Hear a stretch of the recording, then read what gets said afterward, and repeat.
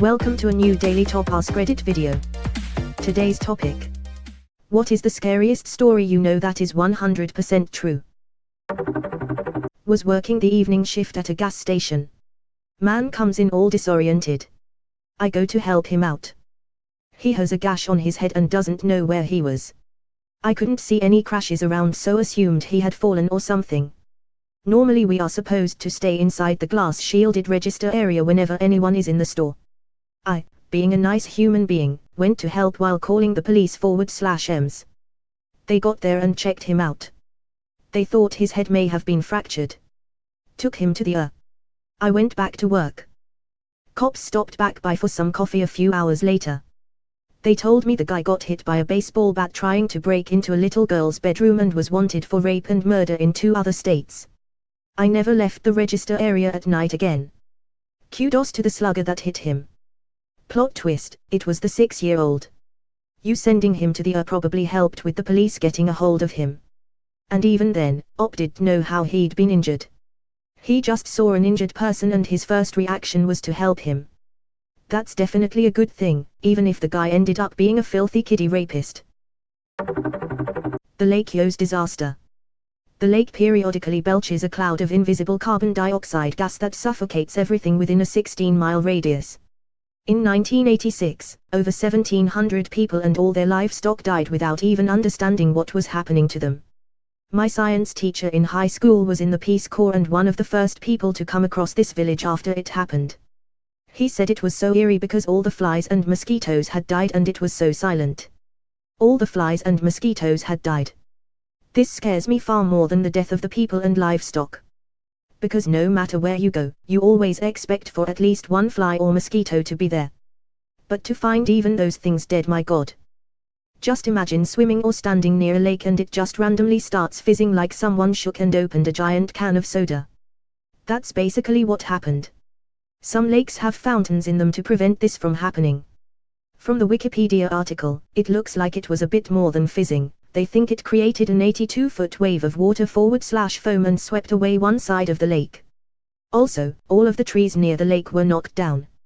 It sounds like it was more like imagine swimming in a lake of Coca-Cola and someone dropping in a Mentos the size of a house. Scientists concluded from evidence that a 100 330 feet, column of water and foam formed at the surface of the lake, spawning a wave of at least 25 meters, 82 foot, that swept the shore on one side. From the article on Lake Yos.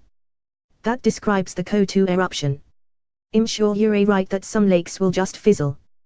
But to produce Aug CO2 to displace the O2 from an entire village, there will be something a little more exciting. John List killed his whole family, wife, mother, daughter and 2 sons. He meticulously planned the whole thing, cancelling all delivery services, excusing the kids from school, and even turned the air conditioning as low as possible to preserve the bodies for as long as possible. After he killed them all, he placed the bodies in sleeping bags and lined them up. He then wrote a letter to his pastor explaining why he had to kill them. He then leaves and isn't heard from again. 18 years later he's remarried and doing the same job as before, but this time he doesn't have any children.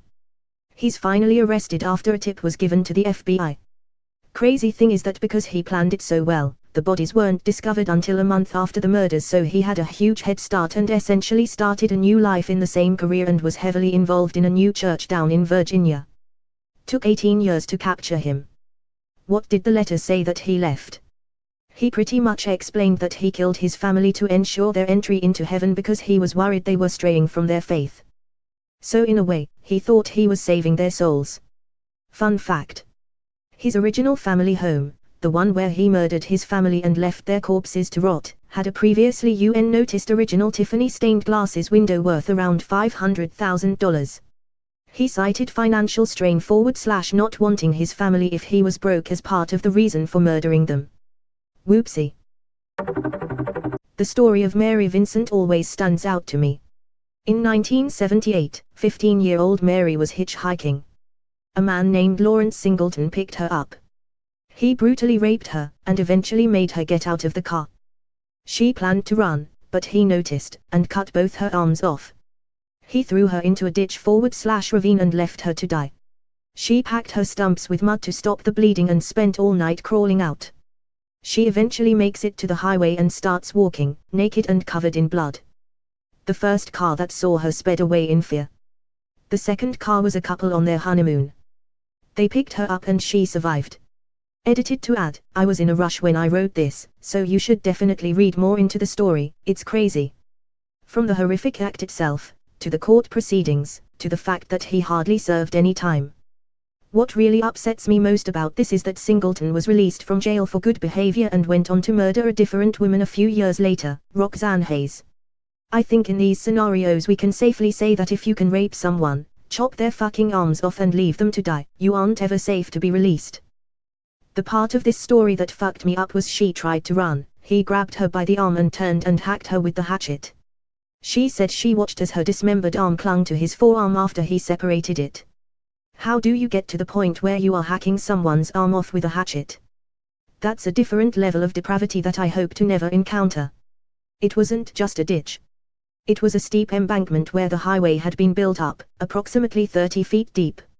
She climbed up 30 steep, rocky feet after having her forearms chopped off and being brutally raped and survived. Bad ass. SSDGM. One of my friends had someone following her home, hiding in the bushes so they couldn't be seen. She booked it to her house, got inside, and he was watching the house from the outside. She called the cops. They come along quietly and got the jump on him. He had condoms, handcuffs, and a knife. When they got his DNA, it turned out that he was linked to a half-dozen rapes in the area.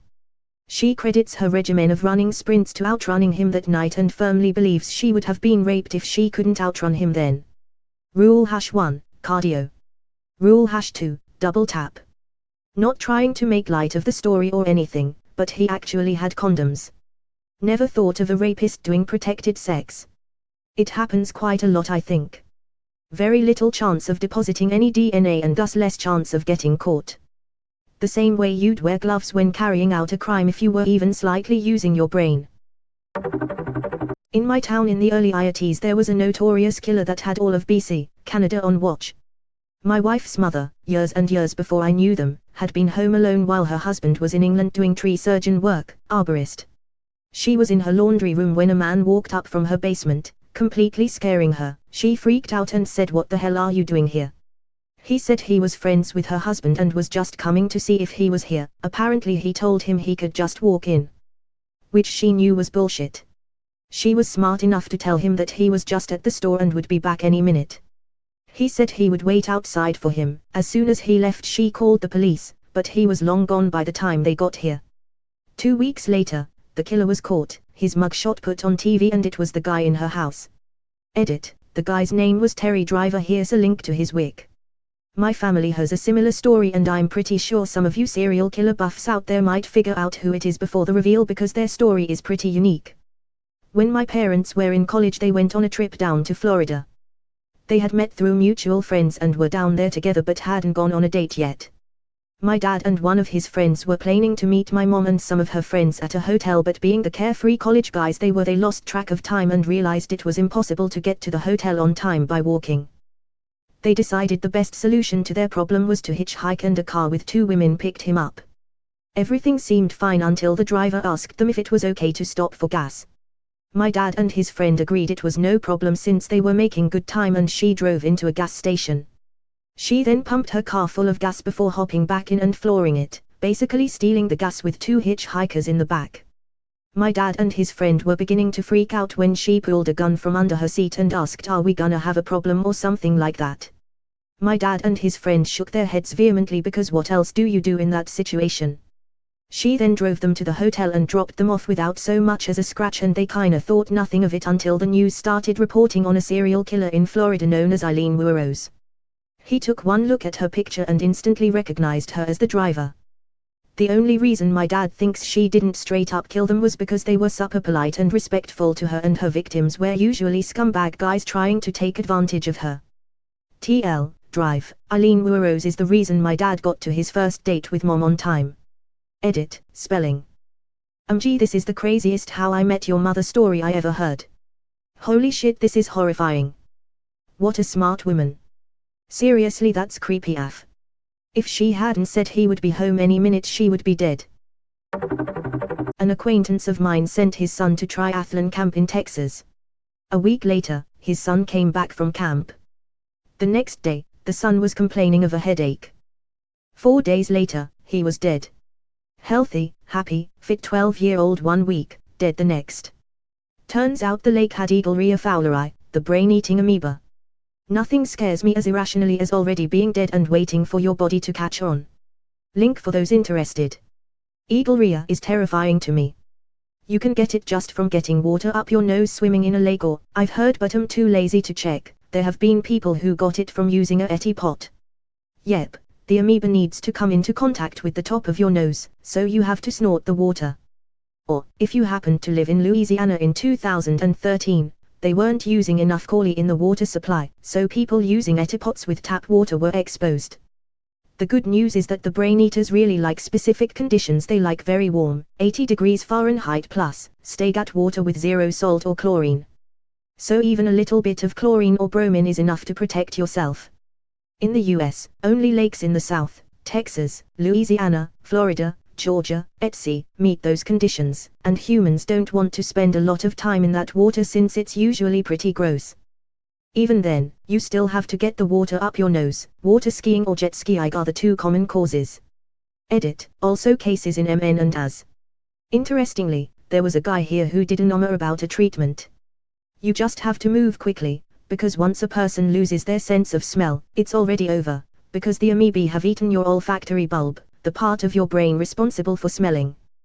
Then it continues eating, and eventually ends up at your brainstem, which controls things like breathing and heart rate. The childhood best friend of one of my exes died this way.